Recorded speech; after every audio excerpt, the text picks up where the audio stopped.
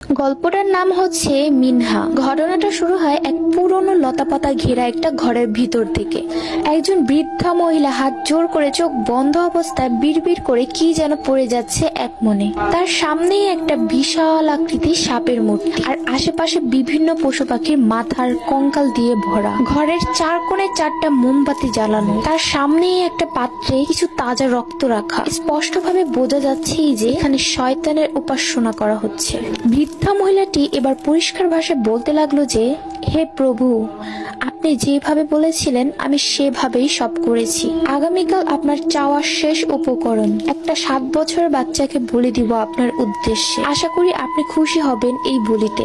ঠিক তখনই ঘরের দরজা ধপাস করে খুলে গেল। বৃদ্ধা মহিলাটি চমকে গিয়ে চোখ খুলে দরজার দিকে তাকিয়ে রইল। সে দেখতে পেল একটা ছেলে আর একটা মেয়ে দাঁড়িয়ে আছে দরজার পাশে। ছেলেটার হাতে একটা অদ্ভুত লাঠি, পুরো লাঠিতে আরবি ভাষায় অনেক কিছু লেখা খোদাই করে। এদেরকে আগে কখনো দেখেনি সে, কিন্তু বুঝতে পারলো এরা সাধারণ কেউ নয়।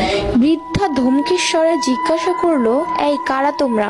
এখানে কেন এসেছো? চলে যাও এখান থেকে এক্ষুনি। ছেলেটা বলল, চলে তো যাবোই ডাইনি বুড়ি, তবে তার আগে যেটা করতে এসেছি সেটা করে নিয়ে আগে। এই বলে ছেলেটা এগিয়ে এসে বুড়ির মাথায় আঘাত করলো লাঠিটা দিয়ে। মেয়েটা এসে বুড়িকে পেছন থেকে ধরে হাত বেঁধে দিল।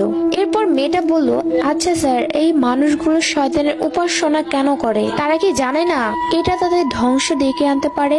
ছেলেটা বলল, মানুষ অর্থ, সম্পদ, ক্ষমতা চায়, আর শয়তান তাদেরকে এই জিনিসগুলো দিয়ে তাদেরকে লোভ দেখাতে শুরু করে। মানুষ মনে করে এই অর্থ, সম্পদ আর ক্ষমতা তাদেরকে চির অমর করে রাখবে, কিন্তু এক সময় গিয়ে দেখা যায় এইগুলোই তার ধ্বংস ডেকে আনে। বুড়ি হাসতে হাসতে বলল, আমি জানি তোরা কারা, আর এটাও জানি এখন আমাকে মেরে ফেলবি, কিন্তু কয়জনকে মারবি?